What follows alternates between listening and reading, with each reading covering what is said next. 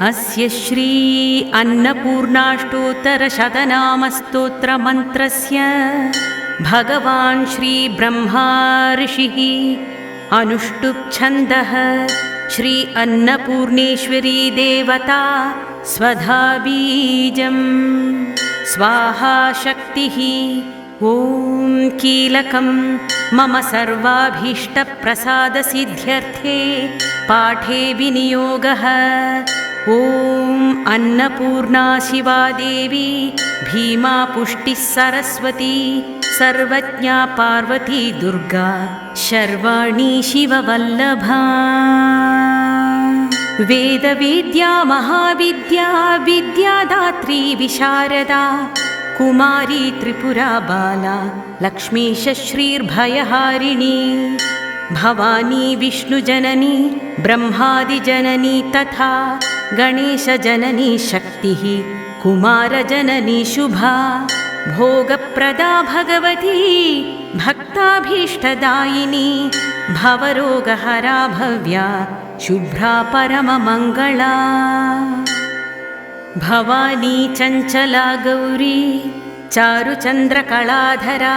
विशालाक्षी विश्वमाता विश्ववन्द्या विलासिनी आर्या कल्याणनिलया रुद्राणी कमलासना शुभप्रदा शुभावर्ता वृत्तपीनपयोधरा। अम्बा संसारमथिनी मृडानी सर्वमङ्गला विष्णुसंसेविता सिद्धा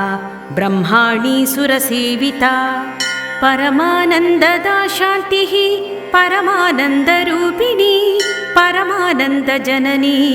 परानन्दप्रदायिनी परोपकारनिरता परमा भक्तवत्सला पूर्णचन्द्राभवदना पूर्णचन्द्रनिभांशुका शुभलक्षणसम्पन्ना शुभानन्दगुणार्णवा शुभसौभाग्यनिलया शुभदाचरति प्रिया। चण्डिका चण्डमथिनी चण्डदर्पनिवारिणी मार्ताण्डनयना साध्वी चन्द्राग्निनयना सती पुण्डरीककरा पूर्णा पुण्यदा पुण्यरूपिणी मायातीता श्रेष्ठमाया श्रेष्ठधर्मात्मवन्दिता असृष्टिसङ्गरहिता सृष्टिहेतुः कपर्दिनी वृषारूढा शूलहस्ता स्थितिसंहारकारिणी मन्दस्मिता स्कन्दमाता शुद्धचित्ता मुनिस्तुता महाभगवती दक्षा दक्षाध्वरविनाशिनी सर्वार्थदात्री सावित्री सदाशिवकुटुम्बिनी नित्यसुन्दर सर्वाङ्गी सच्चिदानन्दलक्षणा नाम्नामष्टोत्तरशतं वायाः पुण्यकारणं सर्वसौभाग्यसिद्ध्यर्थं जपनीयं प्रयत्नतः। एतानि दिव्यनामानि श्रुत्वा ध्यात्वा निरन्तरं स्तुत्वा देवी च सततं सर्वान् कामान् अवाप्नुयात्।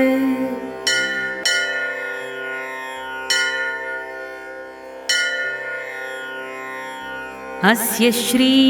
अन्नपूर्णाष्टोत्तरशतनामस्तोत्रमन्त्रस्य भगवान् श्री ब्रह्मा ऋषिः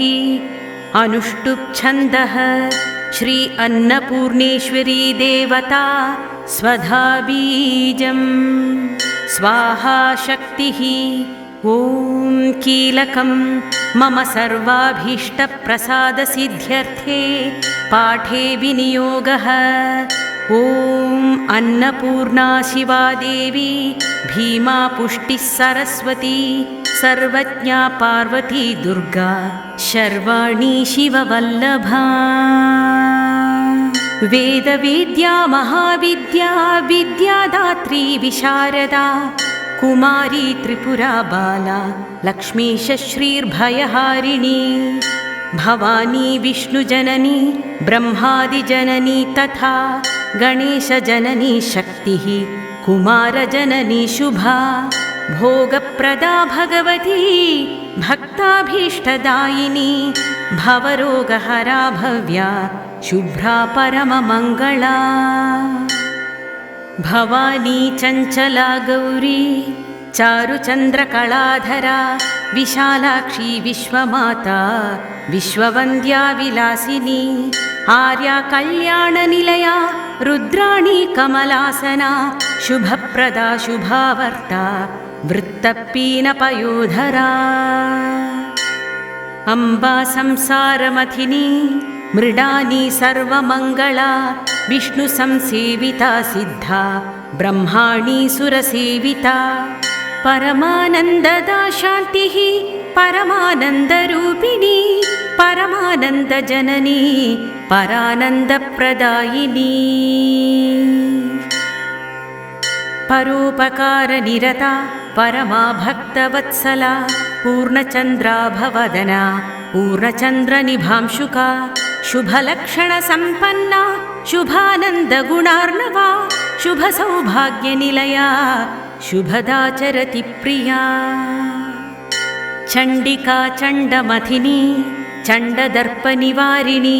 मार्ताण्डनयना साध्वी चन्द्राग्निनयना सती पुण्डरीककरा पूर्णा पुण्यदा पुण्यरूपिणी मायातीता श्रेष्ठमाया श्रेष्ठधर्मात्मवन्दिता असृष्टिसङ्गरहिता सृष्टिहेतुः कपर्दिनी वृषारूढा शूलहस्ता स्थितिसंहारकारिणी मन्दस्मिता स्कन्दमाता शुद्धचित्ता मुनिस्तुता महाभगवती दक्षा दक्षाध्वरविनाशिनी सर्वार्थदात्री सावित्री सदाशिवकुटुम्बिनी नित्यसुन्दर सर्वाङ्गी सच्चिदानन्दलक्षणा नाम्नामष्टोत्तरशतं वायाः पुण्यकारणं सर्वसौभाग्यसिद्ध्यर्थं जपनीयं प्रयत्नतः एतानि दिव्यनामानि श्रुत्वा ध्यात्वा निरन्तरं स्तुत्वा देवी च सततं सर्वान् कामान् अवाप्नुयात्।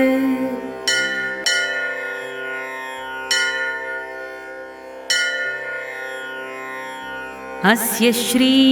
अन्नपूर्णाष्टोत्तरशतनामस्तोत्रमन्त्रस्य भगवान् श्री ब्रह्मा ऋषिः अनुष्टुप् छन्दः श्री अन्नपूर्णेश्वरी देवता स्वधा बीजं स्वाहा शक्तिः ॐ कीलकं मम सर्वाभीष्टप्रसादसिद्ध्यर्थे पाठे विनियोगः ॐ अन्नपूर्णा शिवा देवी भीमा पुष्टिः सरस्वती सर्वज्ञा पार्वती दुर्गा शर्वाणी शिववल्लभा वेदवेद्या महाविद्या विद्यादात्री विशारदा कुमारी त्रिपुरा बाला लक्ष्मीश श्रीर्भयहारिणी भवानी विष्णुजननी ब्रह्मादिजननी तथा गणेशजननी शक्तिः कुमारजननी शुभा भोगप्रदा भगवती भक्ताभीष्टदायिनी भवरोगहरा भव्या शुभ्रा परममङ्गला भवानी चञ्चला गौरी चारुचन्द्रकलाधरा विशालाक्षी विश्वमाता विश्ववन्द्या विलासिनी आर्या कल्याणनिलया रुद्राणी कमलासना शुभप्रदा शुभावर्ता वृत्तपीनपयोधरा अम्बा संसारमथिनी मृडानी सर्वमङ्गला विष्णुसंसेविता सिद्धा ब्रह्माणी सुरसेविता परमानन्ददा शान्तिः परमानन्दरूपिणी परमानन्दजननी परानन्दप्रदायिनी परोपकारनिरता परमा भक्तवत्सला पूर्णचन्द्राभवदना पूर्णचन्द्रनिभांशुका शुभलक्षणसम्पन्ना शुभानन्दगुणार्णवा शुभसौभाग्यनिलया शुभदाचरति प्रिया चण्डिका चण्डमथिनी चण्डदर्पनिवारिणी मार्ताण्डनयना साध्वी चन्द्राग्निनयना सती पुण्डरीककरा पूर्णा पुण्यदा पुण्यरूपिणी मायातीता श्रेष्ठमाया श्रेष्ठधर्मात्मवन्दिता असृष्टिसङ्गरहिता सृष्टिहेतुः कपर्दिनी वृषारूढा शूलहस्ता स्थितिसंहारकारिणी मन्दस्मिता स्कन्दमाता शुद्धचित्ता मुनिस्तुता महाभगवती दक्षा दक्षाध्वरविनाशिनी सर्वार्थदात्री सावित्री सदाशिवकुटुम्बिनी नित्यसुन्दर सर्वाङ्गी सच्चिदानन्दलक्षणा नाम्नामष्टोत्तरशतं वायाः पुण्यकारणं सर्वसौभाग्यसिद्ध्यर्थं जपनीयं प्रयत्नतः एतानि दिव्यनामानि श्रुत्वा ध्यात्वा निरन्तरं स्तुत्वा देवी च सततं सर्वान् कामान् अवाप्नुयात्।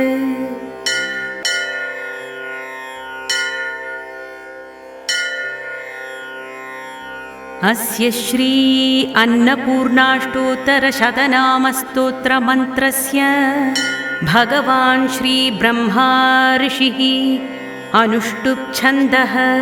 श्री अन्नपूर्णेश्वरी देवता स्वधा बीजं स्वाहा शक्तिः ॐ कीलकं मम सर्वाभीष्टप्रसादसिद्ध्यर्थे पाठे विनियोगः। ॐ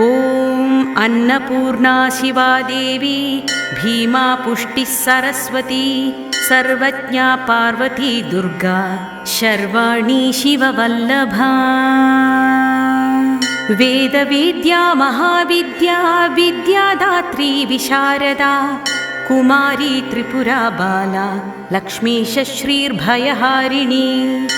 भवानी विष्णुजननी ब्रह्मादिजननी तथा गणेशजननी शक्तिः कुमारजननी शुभा भोगप्रदा भगवती भक्ताभीष्टदायिनी भवरोगहरा भव्या शुभ्रा परममङ्गला भवानी चञ्चला गौरी चारुचन्द्रकलाधरा विशालाक्षी विश्वमाता विश्ववन्द्या विलासिनी आर्या कल्याणनिलया रुद्राणी कमलासना शुभप्रदा शुभावर्ता वृत्तपीनपयोधरा अम्बा संसारमथिनी मृडानी सर्वमङ्गला विष्णुसंसेविता सिद्धा ब्रह्माणी सुरसेविता परमानन्ददा शान्तिः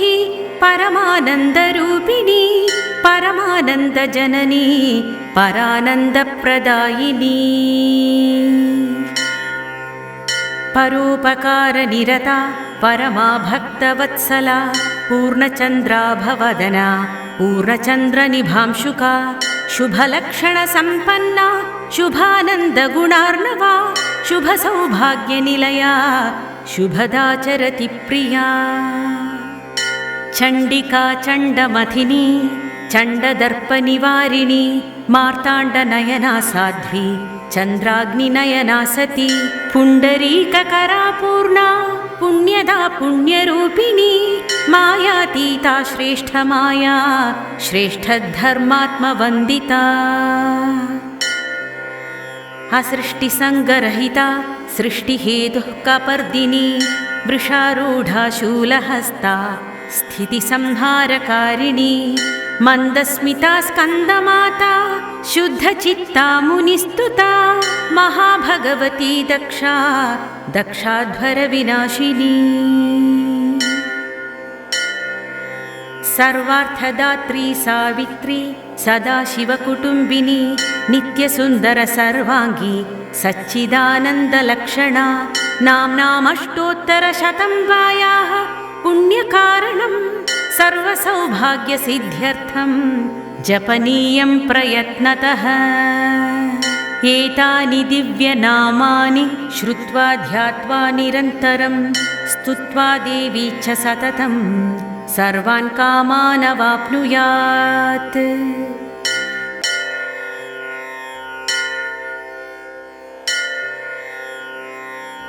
अस्य श्री अन्नपूर्णाष्टोत्तरशतनामस्तोत्रमन्त्रस्य भगवान् श्री ब्रह्मा ऋषिः अनुष्टुप् छन्दः श्री अन्नपूर्णेश्वरी देवता स्वधा बीजं स्वाहा शक्तिः ॐ कीलकं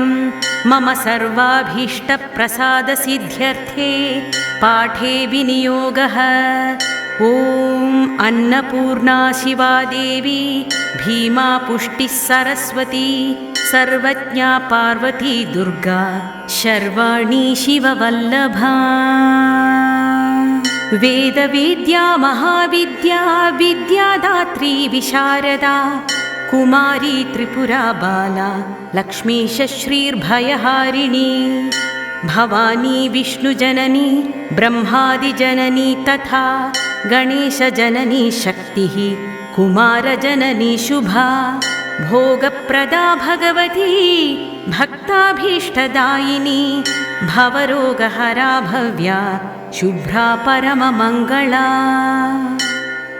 भवानी चञ्चला गौरी चारुचन्द्रकलाधरा विशालाक्षी विश्वमाता विश्ववन्द्या विलासिनी आर्या कल्याणनिलया रुद्राणी कमलासना शुभप्रदा शुभावर्ता वृत्तपीनपयोधरा। अम्बा संसारमथिनी मृडानी सर्वमङ्गला विष्णुसंसेविता सिद्धा ब्रह्माणी सुरसेविता परमानन्ददा शान्तिः परमानन्दरूपिणी परमानन्दजननी परानन्दप्रदायिनी परोपकारनिरता परमा भक्तवत्सला पूर्णचन्द्राभवदना पूर्णचन्द्रनिभांशुका शुभलक्षणसम्पन्ना शुभानन्दगुणार्णवा शुभसौभाग्यनिलया शुभदाचरति प्रिया। चण्डिका चण्डमथिनी चण्डदर्पनिवारिणी मार्ताण्डनयना साध्वी चन्द्राग्निनयना सती पुण्डरीककरा पूर्णा पुण्यदा पुण्यरूपिणी मायातीता श्रेष्ठमाया श्रेष्ठधर्मात्मवन्दिता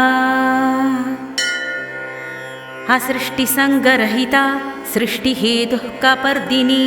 वृषारूढा शूलहस्ता स्थितिसंहारकारिणी मन्दस्मिता स्कन्दमाता शुद्धचित्ता मुनिस्तुता महाभगवती दक्षा दक्षाध्वरविनाशिनी सर्वार्थदात्री सावित्री सदाशिवकुटुम्बिनी नित्यसुन्दरसर्वाङ्गी सच्चिदानन्दलक्षणा नाम्नामष्टोत्तरशतं वायाः पुण्यकारणं सर्वसौभाग्यसिद्ध्यर्थं जपनीयं प्रयत्नतः। एतानि दिव्यनामानि श्रुत्वा ध्यात्वा निरन्तरं स्तुत्वा देवी च सततं सर्वान् कामान् अवाप्नुयात्। इति श्री ब्रह्मोत्तरखण्डे आगमप्रख्यातिशिवरहस्ये श्री अन्नपूर्णाष्टोत्तरशतनामस्तोत्रं सम्पूर्णम्।